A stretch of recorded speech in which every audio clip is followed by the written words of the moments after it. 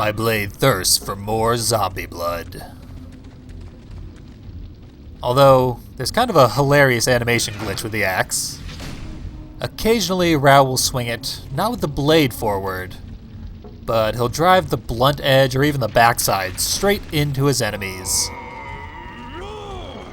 It will nonetheless split them to pieces, which I like to think just means that Rao is so inhumanly strong and full of wrath that he can, even with a blunt weapon, tear enemies to pieces.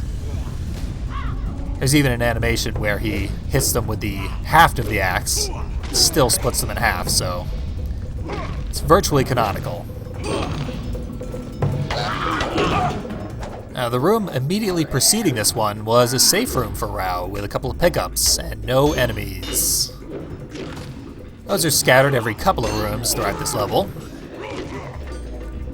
Because you need only open the door to progress to the next room, and after you've done so, the door closes behind you and blocks out all the previous enemies from attacking. If you're having a hard time with this level, you may opt to simply ignore most of the enemies, try and distract them to one side of the room, then use that time to burst through the door, run past them.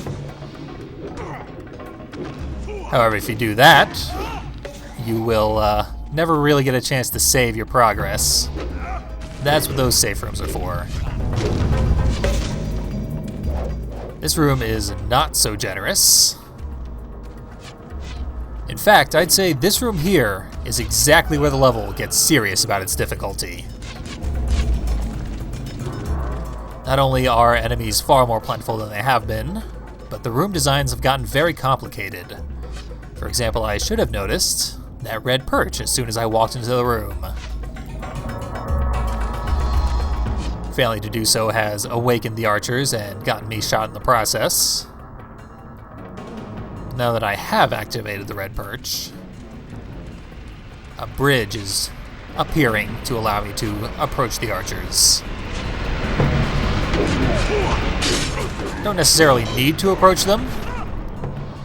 Could have sniped them myself.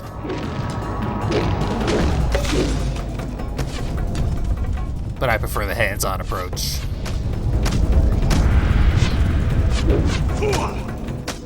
They're not making it easy. 3 is precisely the number of archers where they have the speed advantage.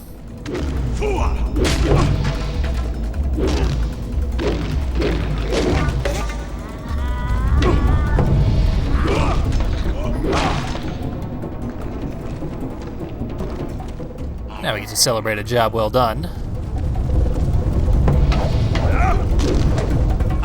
Just gotta clear out a handful more enemies, then we can go collect our health pickups and move on.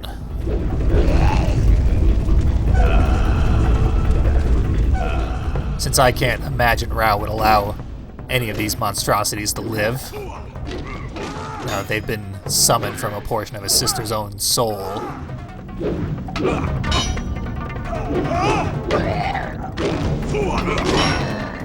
I'll be seeing them all bleeding on the ground before I move on.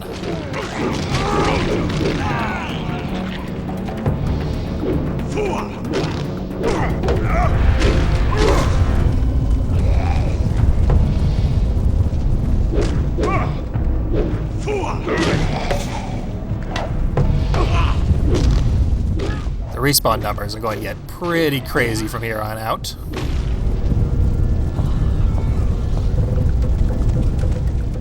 Although we did once see through Kuzo's eyes that the respawns are always there, they just only appear at a certain point. They are scripted to rise from their grave at a certain moment. Almost like enforcers.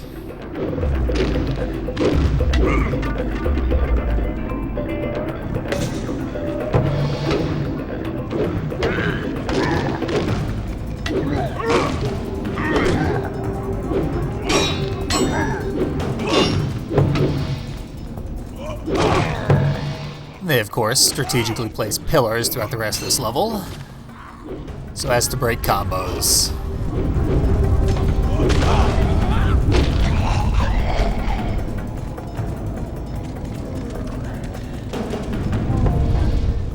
those gates to Rao's left that appear to be made of thorns. Those count as wood if you strike them.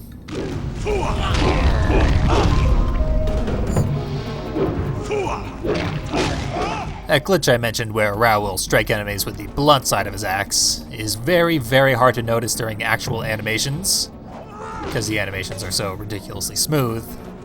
The blade is not exactly what you're looking at. However, if he does happen to strike wood along the way, you can usually see that the axe is cocked in some bizarre direction that meant he couldn't have possibly been swinging it forward. Another safe room. Well earned after that extremely difficult room. And indicative of us walking into another extremely difficult room.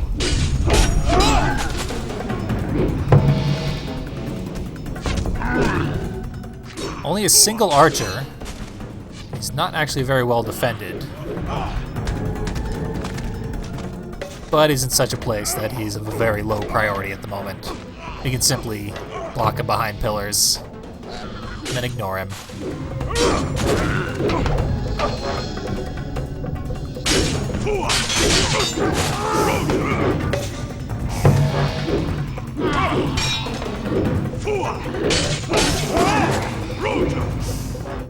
That Rutu always misses. There's a door back here. Sort of ignores the obvious door in the center of the room. There you can see. Blade of the axe pointed right back at Rao.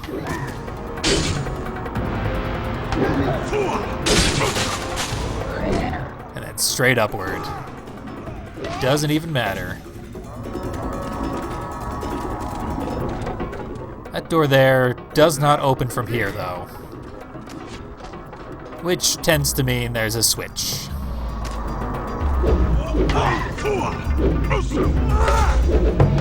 Easy enough to figure out where that switch is.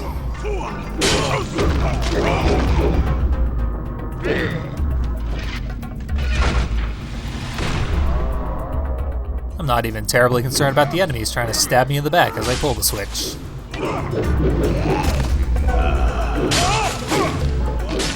I believe they can knock you out of the animation as you're pulling the switch or opening a door, but I've never actually had it happen.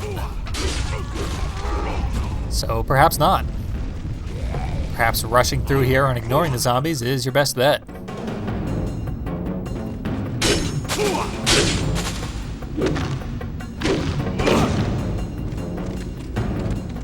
Certainly not my style, though.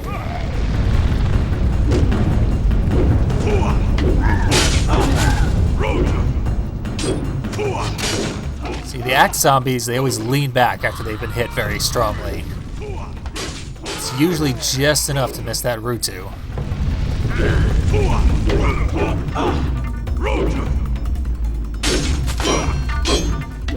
Useless combo.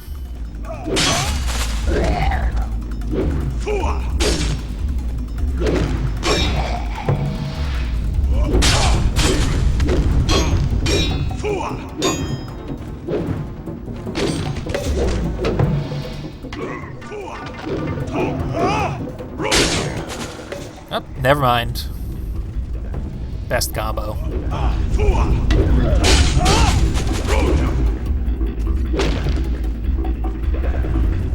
Ground impales are about the only thing that seem to scare zombies.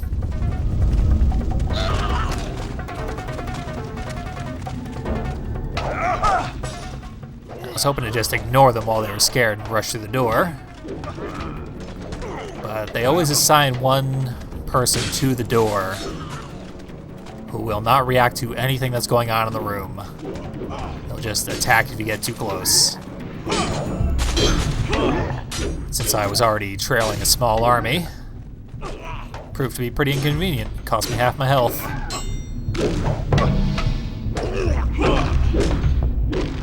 Got about 3/4 of my health. Now I'm stuck in a door. Slamming into a wall freed me.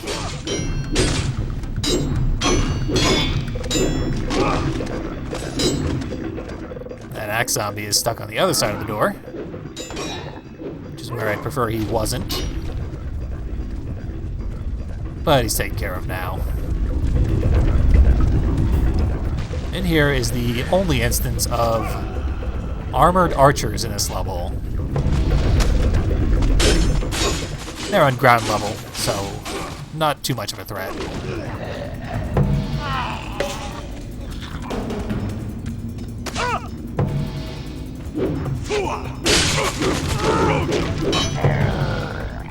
The armor didn't do him too much good. Surely you've already noticed that we're here for the Tuku. He's apparently buried with some, I guess, wealthy person in this necromancer's hive of villainy.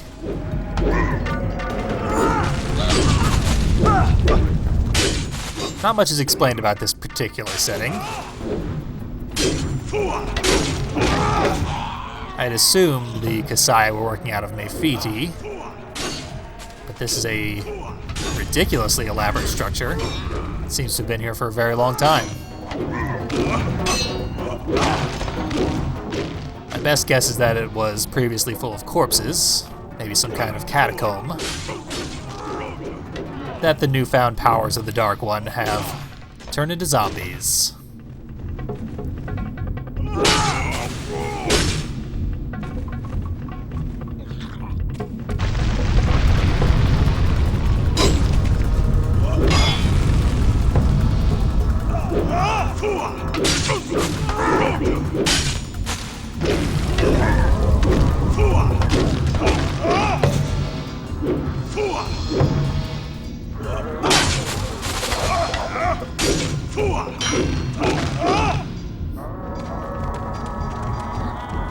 That seems to have done it. Mamusu's great reward for collecting all of the Tukus is the ability to use every weapon on every level in the game.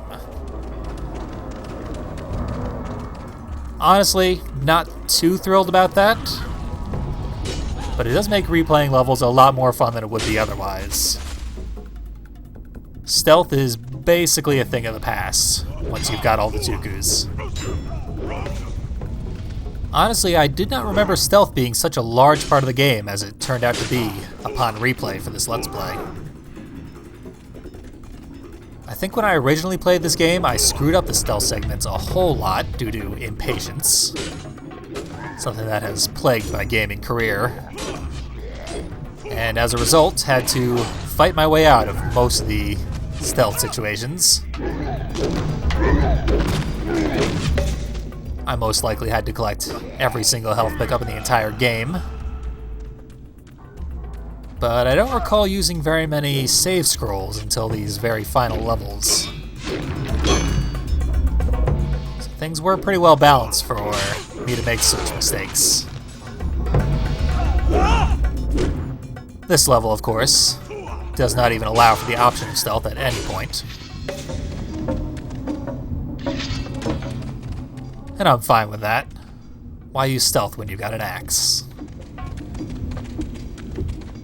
Of course, if you are replaying the game with the axe, you are occasionally going to want to use stealth, like in the final descent at the end of Vaitaku. But those instances are extremely rare.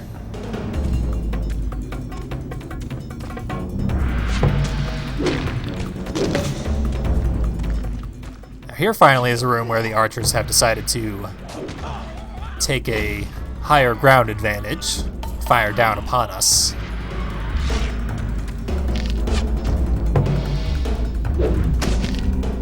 It's pretty obnoxious of them to have done so.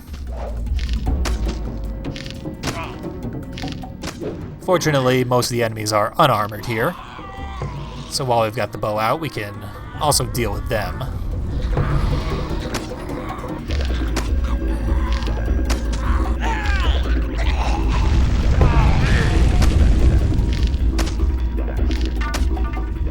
Another archer on the platform directly above me, which puts him at a weird angle that I basically can't hit unless I cross the entire room to get to him. Thereby subjecting myself to his arrows.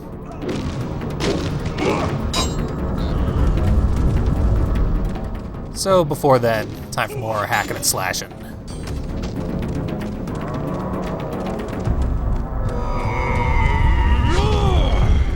I believe our health is already at max.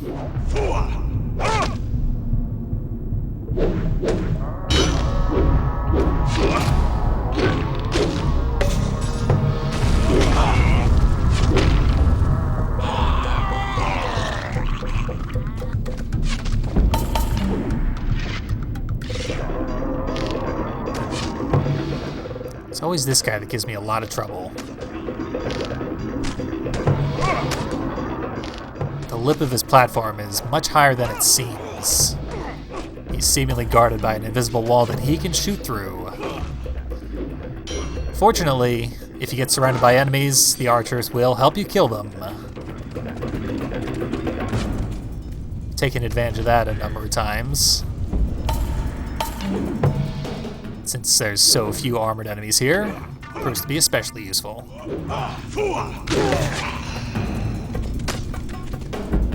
It's a highly viable tactic in the arenas. Most of the arenas tend to have archers in them. And unless the arena itself requires you to get headshots as part of the challenges, I usually let the archers live to help me kill.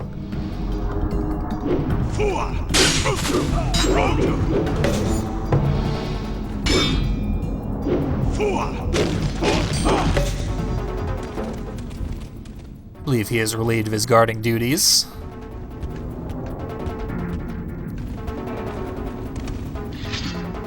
Up here on the old archer platform, we can jump down.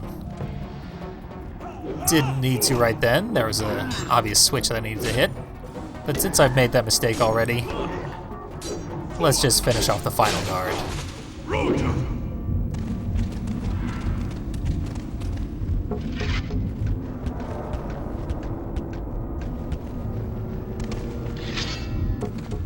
Now we'll be careful not to jump off this time. Not that it requires much care. Be sure not to disrupt the spider web.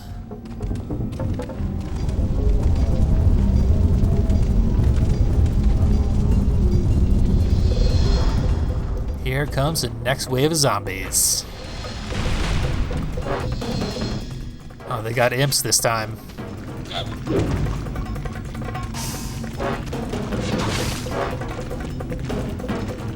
I believe... Yep, the archer shot the imp. Now I don't even want to kill the archers. That was damn nice of them.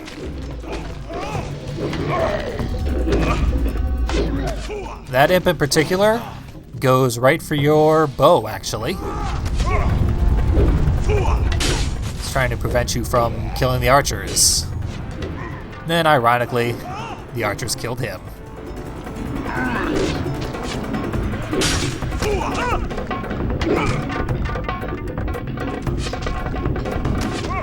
The archers here are quite a pain in the ass, though. They've got excellent vantage points.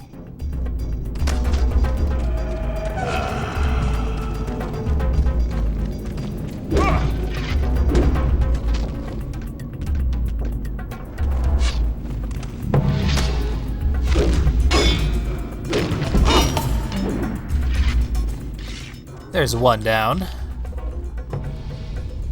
And from here, the only other person that can hit us is the other archer.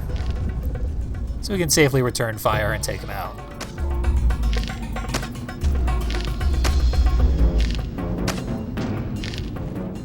Doing what I should have done before I even entered the room.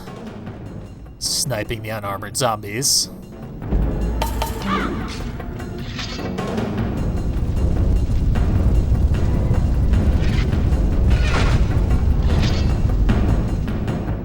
This is not meant to be a crusade of strategy. This is pure barbaric wrath. Rao is supposed to be rage incarnate, and and I'm more than happy to allow him to do so. Striking enemies as they rise from the ground will immediately knock them into a prone position. At least it's supposed to. Occasionally it will not. But it's fairly reliable. Particularly useful when armored zombies are rising from the ground.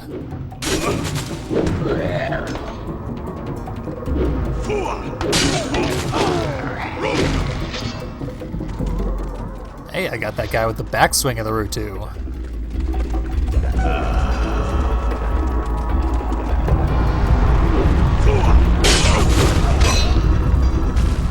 Reinforcements keep on coming. I just keep on killing them. In fact, that might have been the end.